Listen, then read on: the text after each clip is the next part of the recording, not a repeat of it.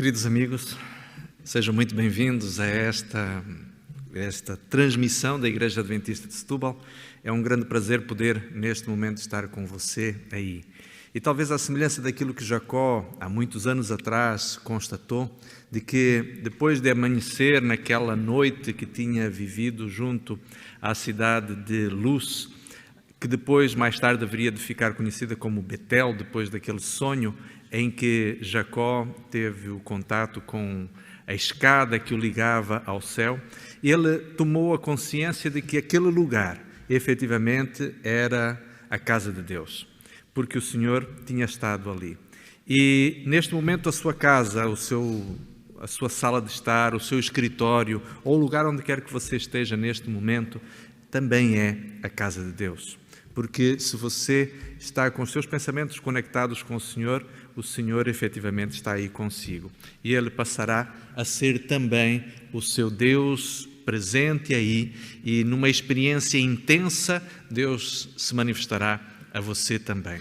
Talvez neste momento, alguns daqueles que nos estão a assistir estejam com o coração profundamente angustiado. Talvez esta possa ser a sua experiência, querido amigo ou prezada irmã, de que as coisas não lhe estejam a correr bem, as situações da vida não estejam a ser as mais fáceis, porque muitas coisas estranhas estão a acontecer neste mundo, talvez coisas difíceis estão a acontecer na sua vida. Mas permita-me dizer-lhe isto, prezado e querido amigo, cara amiga, em nome de Jesus, o Senhor está para voltar e Deus tem um plano muito especial para a sua vida. Em breve, tudo isto que lhe traz sofrimento e que lhe traz lágrimas aos olhos, haverá de passar. E nós passaremos a viver, com a graça do Senhor, a vida como ela sempre deveria ter sido. Nesta tarde, ou nesta manhã, eu quero convidá-lo a podermos estudar na Bíblia uma história impressionante sobre a vida de alguém que estava condenado a ser um ninguém. Alguém que nem sequer tinha um nome para ser reconhecido como tal, mas na vida de quem Jesus verdadeiramente fez toda a diferença. Esta história fantástica, esta história impressionante, é aquela que encontramos no livro de Marcos, no Evangelho de Marcos, no capítulo 10, dos versos 46 em diante. O contexto deste episódio é o seguinte: Jesus, poucas semanas antes, tinha ressuscitado Lázaro. O mais impressionante de todos os milagres da ressurreição foi aquele que nos é contado em João capítulo 11, onde Jesus trouxe à vida alguém que inequivocamente estava morto. A Bíblia dá-nos a entender, até pelas próprias palavras de Marta, que Lázaro já tinha falecido há 4 dias e não havia qualquer questionamento em relação ao estado de morte de Lázaro, porque, inclusive, ao aproximar-se da tumba já se sentia o cheiro de morte, da decomposição do corpo, porque verdadeiramente Lázaro estava completamente sem vida.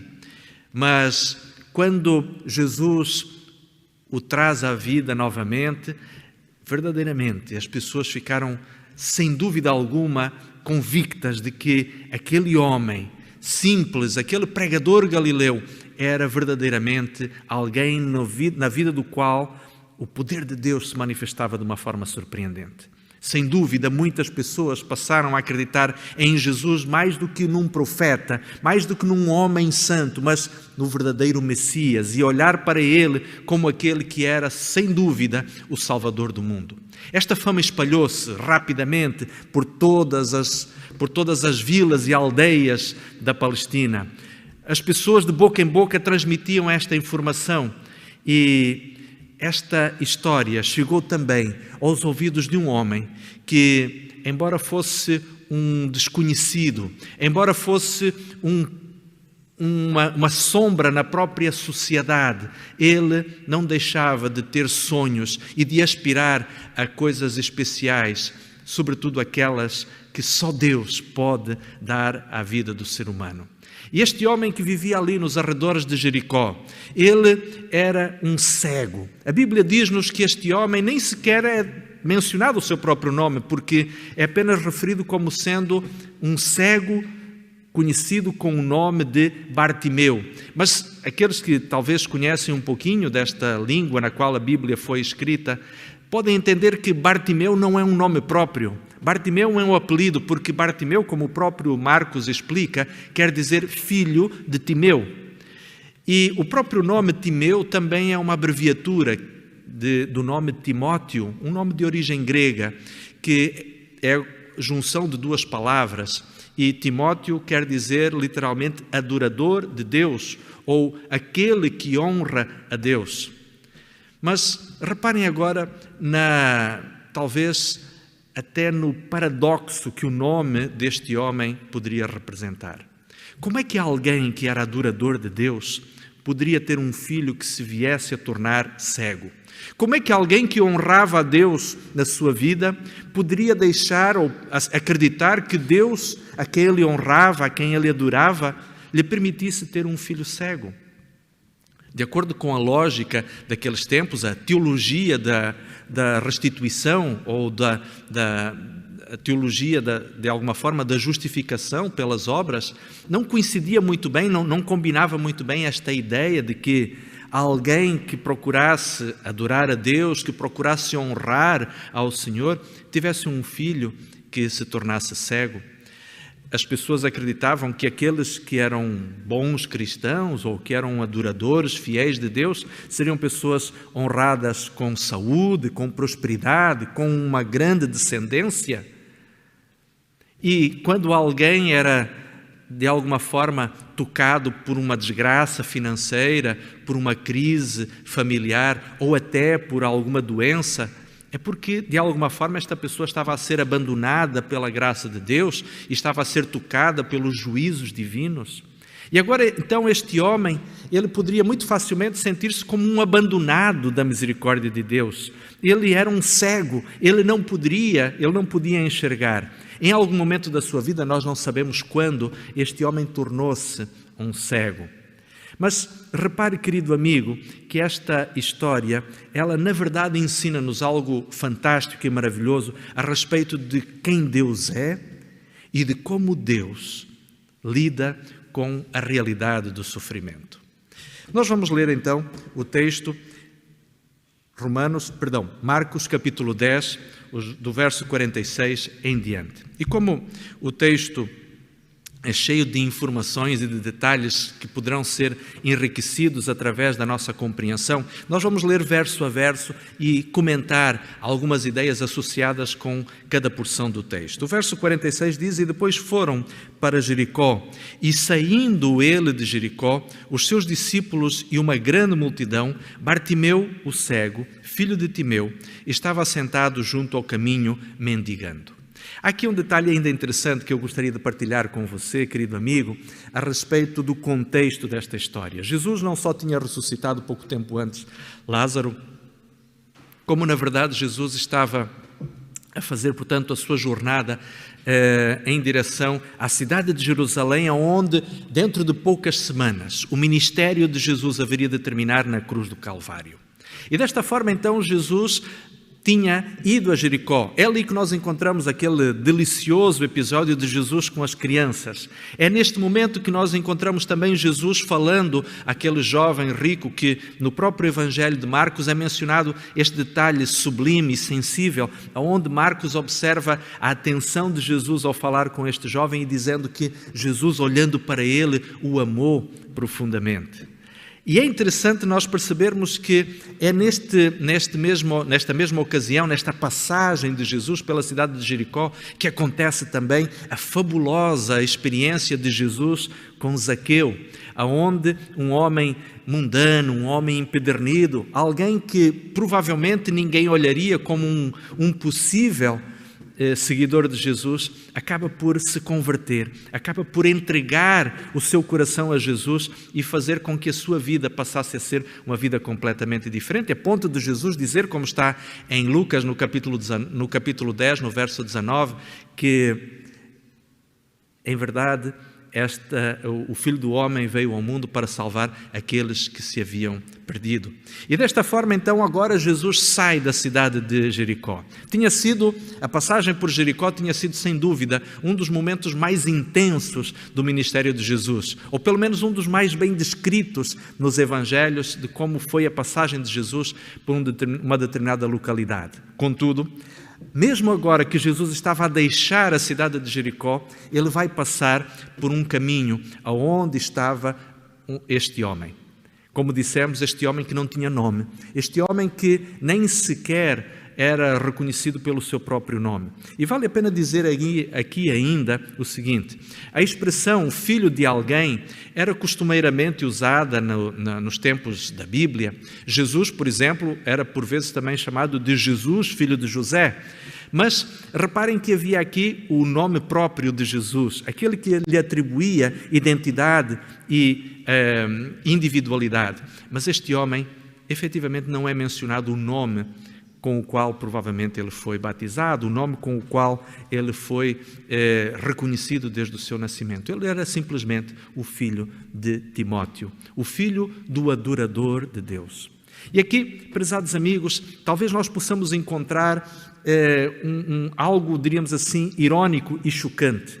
Poderíamos dizer que existia aqui talvez até um certo sarcasmo, uma ironia dura de ser entendida, porque como é que poderia alguém que era filho de um adorador do Senhor, alguém que honrava a Deus, ter sido, ou Deus ter permitido que este homem ficasse cego? Esta talvez seja a pergunta que muitos de nós por vezes nos fazemos quando enfrentamos a dura realidade do sofrimento na nossa vida. Porquê? Porquê, Senhor, permitiste que uma pessoa que me era tão querida viesse a morrer? Porquê permitiste que nós estivéssemos a passar por dificuldades financeiras quando somos fiéis no dízimo, quando a nossa família é uma honesta e fiel cumpridora dos seus deveres para com a mordomia cristã? Porque Deus permite que pessoas boas sejam alvo de injustiças quando elas mesmas são generosas para com os outros?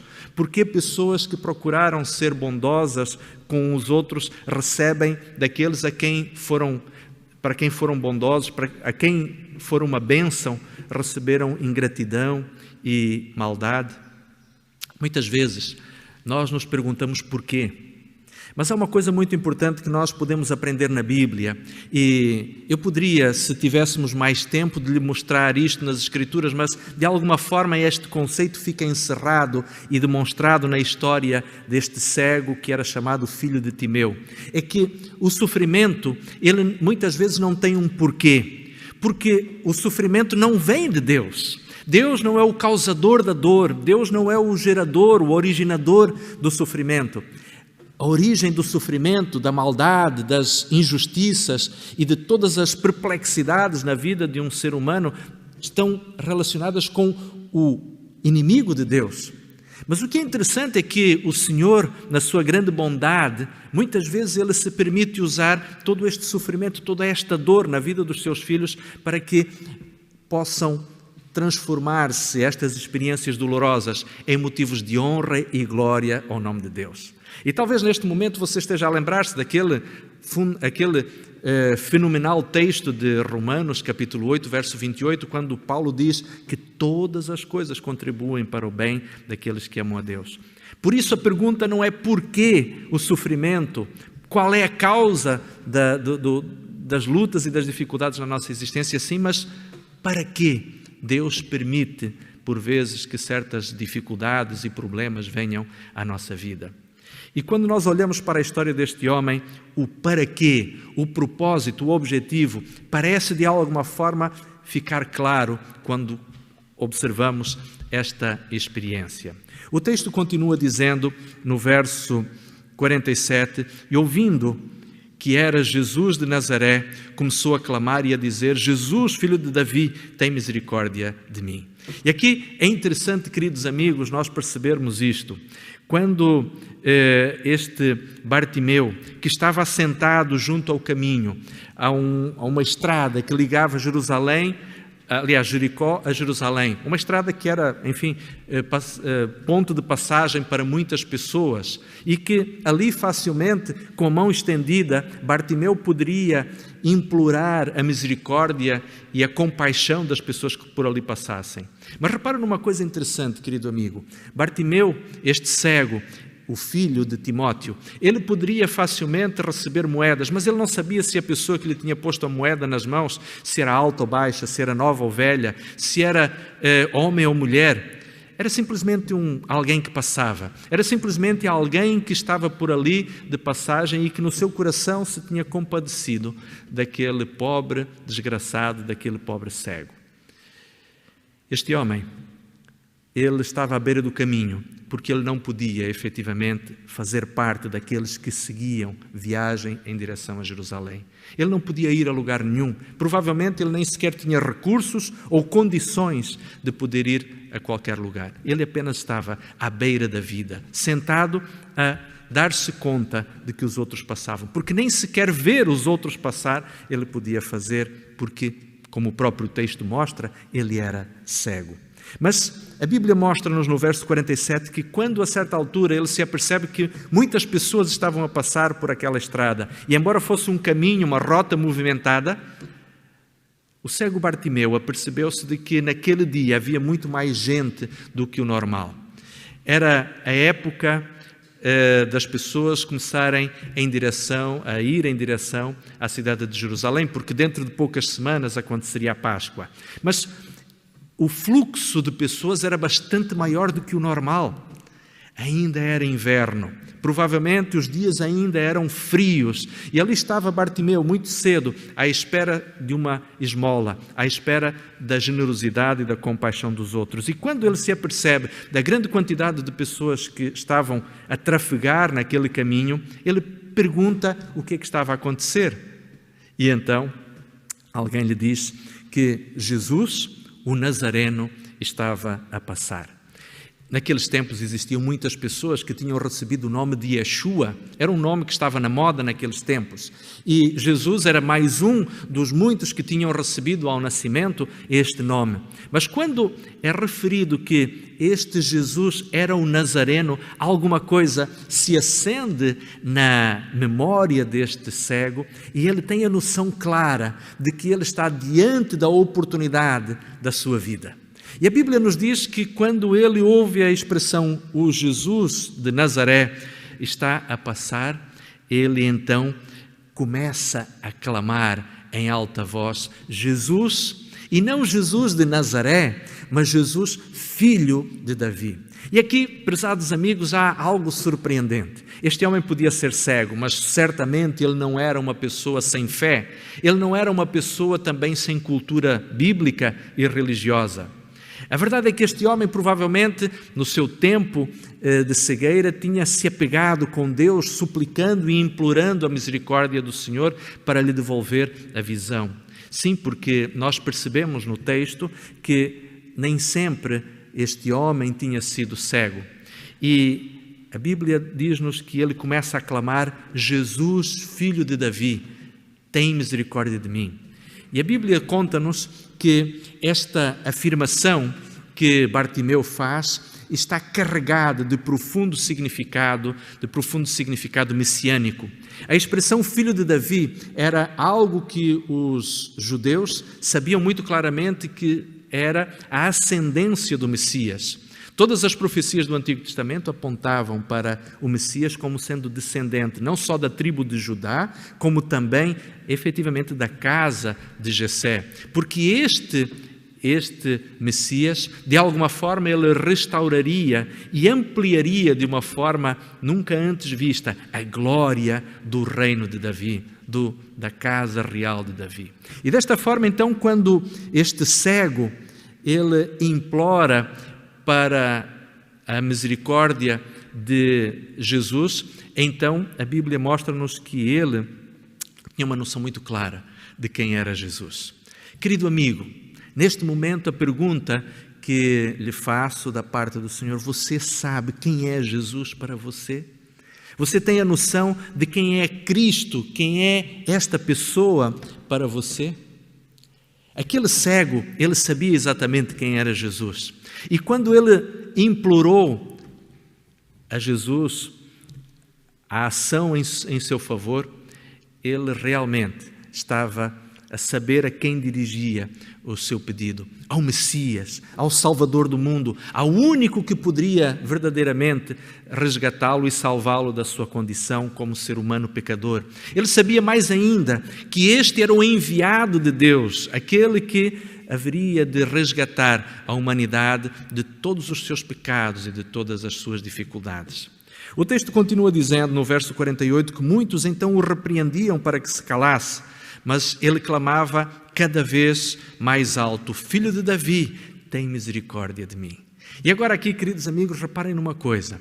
Aquele discurso ou aquele clamor do cego Bartimeu poderia ser visto até quase pelos soldados romanos como uma declaração de insurreição, porque eles também sabiam, os invasores também conheciam o que os judeus pensavam a respeito do Messias e da expectativa que muitos tinham de que o Messias viesse de alguma forma a expulsar os ocupantes romanos da Palestina ou da região da Judeia. Mas aquele homem não estava preocupado com as dificuldades em volta, com os perigos que pudesse existir. E, querido amigo, eu gostaria que nós neste momento pudéssemos pensar justamente nisso. Quando nós clamamos ao Senhor pelas nossas lutas, pelas nossas dificuldades, pela salvação que existe em Cristo por nós, nós não devemos estar preocupados com as implicações que isto possa ter. Talvez para que Deus possa fazer na sua vida aquilo que o Senhor realmente deseja e aquilo que você espera, talvez seja necessário você abdicar de coisas que na sua vida lhe possam até trazer algum prazer, algum gosto. Talvez você, para que Jesus possa tomar conta da sua vida, precise abandonar certos pecados, certos vícios. Pode ser que você precise pôr de lado coisas que tem acariciado ao longo de muito tempo. Mas a verdade é que aquilo que Jesus pode fazer na sua e na minha vida serão sempre muito melhor do que a condição de desespero na qual o pecado nos mantém. Porque, sem dúvida, Jesus é o seu Salvador, é o meu Redentor, é aquele que pode verdadeiramente ter misericórdia de nós e resgatar-nos da condição de cegueira, da condição de infortúnio, da condição de desgraça em que o pecado nos mergulhou. E a Bíblia diz no verso 49, que Jesus parando, depois de ouvir o grito daquele homem que suplicava por misericórdia celestial, Jesus, parando, disse que o chamassem. E chamaram então o cego, dizendo-lhe: tem bom ânimo, levanta-te, ele te chama. E o verso 50 continua dizendo: e ele, lançando de si a capa, levantou-se e foi ter com Jesus.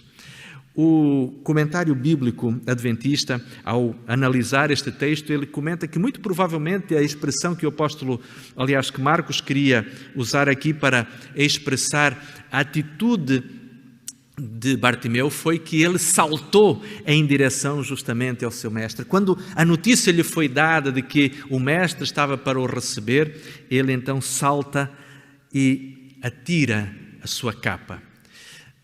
Você deve se recordar que há instantes dissemos que ainda era inverno e que fazia frio. Bartimeu tinha provavelmente um único bem, que era o seu casaco, era a manta que o cobria, que o agasalhava nos dias frios. Mas a verdade é que este homem, cego, ao atirar a sua manta, ao tirar o seu casaco para longe, ele estava a colocar-se numa situação de grande perigo, porque além de não ter bens materiais, ao ser cego e atirar o seu casaco para longe, ele correu o risco depois de não o encontrar novamente.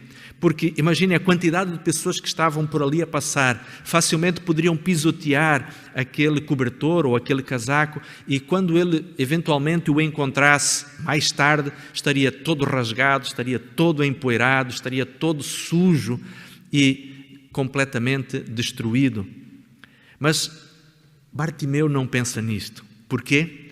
Porque ele sabia que tinha sido chamado por Jesus. E o seu casaco não era naquele momento importante. O importante era o que Jesus, e que pela fé ele esperava que Jesus tinha para lhe oferecer. Querido amigo, que casacos você tem na sua vida? Que bens materiais ou que coisas de alguma forma o prendem a este mundo? Quando nós pensamos isto sob a perspectiva da eternidade, haveremos de notar que qualquer coisa que nos prenda a este mundo, bens materiais, fama ou prestígio social, ou talvez, diríamos assim, algum gosto particular, alguma coisa a que nos apegamos, meus queridos, isto efetivamente não é nada que tenha valor suficiente para justificar a troca entre os bens eternos que Deus tem para nos oferecer e aquilo ao qual nós possamos estar presos. Talvez alguns de nós estejamos preocupados com aquilo que os outros podem pensar de nós ao nos entregarmos completamente a Jesus, ao nos apresentarmos como filhos de Deus, aqueles que seguem a Cristo e que procuram viver de acordo com a sua vontade. Talvez existam pessoas neste momento que estejam a lutar para assumir-se publicamente ao lado de Jesus como seus seguidores. Mas a grande verdade é, meus amigos, é que aquilo que nós tivermos para colocar de lado em favor do Evangelho, em favor da vida eterna, haverá de ser percebido um dia como sendo uma troca absolutamente vantajosa, porque o cobertor de Bartimeu era apenas simplesmente algo que o mantinha ligado a uma vida antiga, uma vida em que ele era um cego, em que ele era uma pessoa que não tinha qualquer tipo de relevância na sociedade. E ao ouvir o chamado de Jesus, ele tinha a expectativa de que alguma coisa certamente podia mudar na sua vida. Por isso que ele vai ao encontro de Jesus. E no verso 51, então, nos é dito que Jesus disse-lhe: "O que queres que te faça?" A pergunta de Jesus parecia demasiado óbvia. Parecia até que Jesus de alguma forma estivesse a zombar daquele homem. Mas a realidade é que Jesus pretendia, com esta pergunta, atingir dois objetivos. O primeiro deles era que o próprio Bartimeu pudesse verbalizar aquilo que era o desejo profundo e sincero do seu coração. E também que todas as pessoas que estavam ao redor pudessem se aperceber da fé deste homem e pudessem dar-se conta da grandiosidade, da importância daquilo que elas haveriam de presenciar dentro de instantes. Por isso Jesus pergunta àquele homem: "O que queres que te faça?" Queridos amigos, muitas vezes Jesus pergunta-nos verdadeiramente o que queres que te faça. O que queres que faça por ti, prezado amigo? O que queres que faça por ti, prezada amiga? O que queres que faça por ti, filho e filha? Esta é a pergunta que Jesus nos faz. Mas a realidade, meus queridos amigos, é esta. É que muitas vezes nós não somos capazes de ter a lucidez que Bartimeu teve. Bartimeu claramente disse a Jesus, como lemos no verso 51, que ele disse: "Que eu volte a ter vista, que eu volte a enxergar, que eu seja capaz de ver novamente." E é aqui que nós percebemos que provavelmente, aliás, certamente Bartimeu tinha já tido, portanto, o dom da visão e que por alguma razão o havia perdido. Sabe, Jesus muitas vezes faz perguntas. Nós encontramos Deus fazendo perguntas desde o tempo do Éden. A primeira pergunta que Deus faz à humanidade, lá em Gênesis capítulo 3, aonde estás? Por acaso comeste tu do fruto que eu te disse para não comeres? Por que Deus faz perguntas? Deus não faz perguntas para ser informado. Deus não precisa que nós o informemos a respeito de absolutamente nada, porque Ele sabe tudo. Mas Deus muitas vezes pede-nos que nós verbalizemos aquilo que vai no nosso coração por uma razão muito importante. É para que nós nos demos conta do que são as nossas reais necessidades. E existe uma diferença significativa entre as necessidades reais e as necessidades sentidas. E vou dar um exemplo muito simples. Talvez alguns de nós, neste momento, já estejamos a sentir um ratinho no estômago, como que a nos dizer que já estamos com fome. E muitas vezes o que fazemos, vamos até à despensa, pegamos um saquinho de bolachas e colocamos na boca. Ou vamos buscar qualquer outra guloseima e colocamos e mastigamo-la. Mas, na realidade, queridos amigos, esta pode ser uma necessidade sentida, esta fome, este apetite que momentaneamente nos vem, esta necessidade de sermos saciados, mas a nossa verdadeira necessidade é de uma refeição nutritiva que nos sacie e nos nutra profundamente. Muitas pessoas, por vezes, tentam saciar a sua necessidade de afeto e de amor comprando coisas, procurando obter bens materiais, ou então em relações, por vezes, ou relacionamentos que por vezes são destrutivos. E então recapitulam, vez após vez, relacionamentos que só as vão destruindo. Mulheres fantásticas, pessoas inteligentes, que se envolvem com pessoas que as destroem, que as jogam para baixo. Tenho conhecido muitas pessoas que, sendo, diríamos assim, de grande caráter, de grandes capacidades, se envolvem em relações destrutivas. Todas as pessoas veem que aquele homem ou aquela mulher não são a pessoa ideal para eles, mas ainda assim eles insistem em mergulhar num relacionamento que depois de algum tempo só lhes vai trazer dor e tristeza. E por vezes existem filhos pelo meio, por vezes existem destroços emocionais que ficam, diríamos assim, para serem levados o resto da vida. Nós, infelizmente, somos especialistas em expressarmos as nossas necessidades sentidas sem darmos atenção às nossas necessidades reais. Existem muitas pessoas, por vezes, que estão a tentar comprar o afeto dos seus pais, às vezes até pessoas que já perderam os seus pais, cujos pais já morreram, mas estão a tentar provar para si mesmos que são isto ou que são aquilo, que são dignos de respeito e de admiração, quando na realidade estão a tentar saciar uma necessidade sentida, quando existe uma necessidade real que está lá no fundo do nosso coração e que só Jesus pode preencher, só o amor de Deus pode saciar. Queridos amigos, qual é a sua necessidade real? Qual é realmente o anseio do seu coração? O que é que te faz sentir de alguma forma vazio? E como é que este vazio, como é que você tem tentado preencher este vazio ao longo da sua vida? Tem sido bem-sucedido? Tem sido os seus amigos, os seus relacionamentos? Tem sido os seus esforços profissionais ou acadêmicos, tem estado à altura do preenchimento desta necessidade que você tem no seu coração? O texto bíblico mostra-nos uma coisa muito interessante. Aquele homem sabia exatamente o que ele queria e o que ele precisava.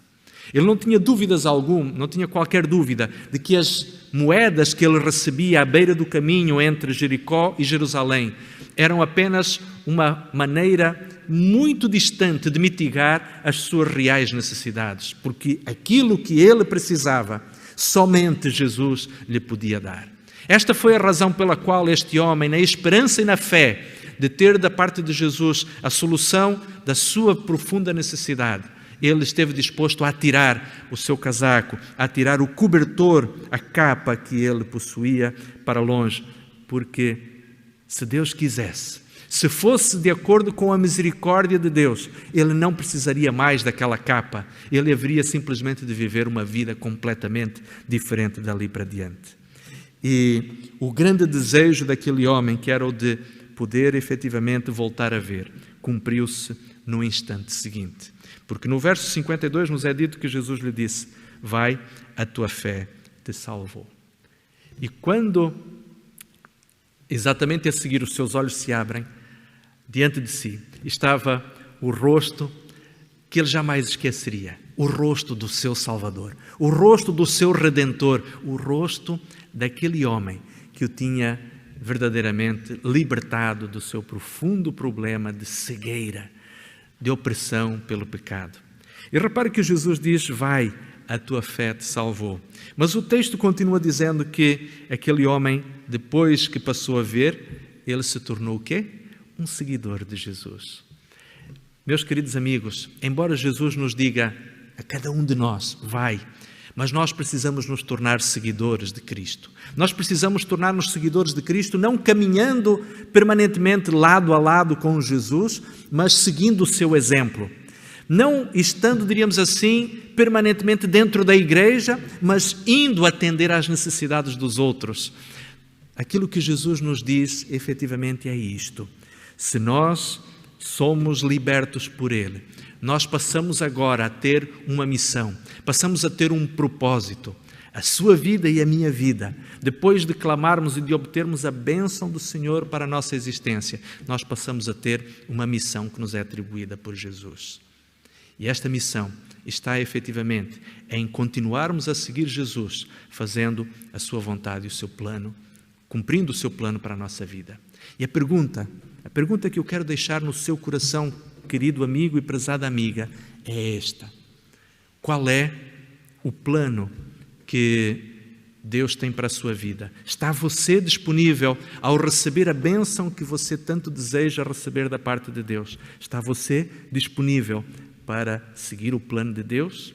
Está você disponível para fazer com que a sua vida seja alinhada com a vontade de Cristo e tornar-se verdadeiramente um seguidor de Jesus aonde quer que você esteja? Que o Senhor o abençoe. Esta é a minha oração para si.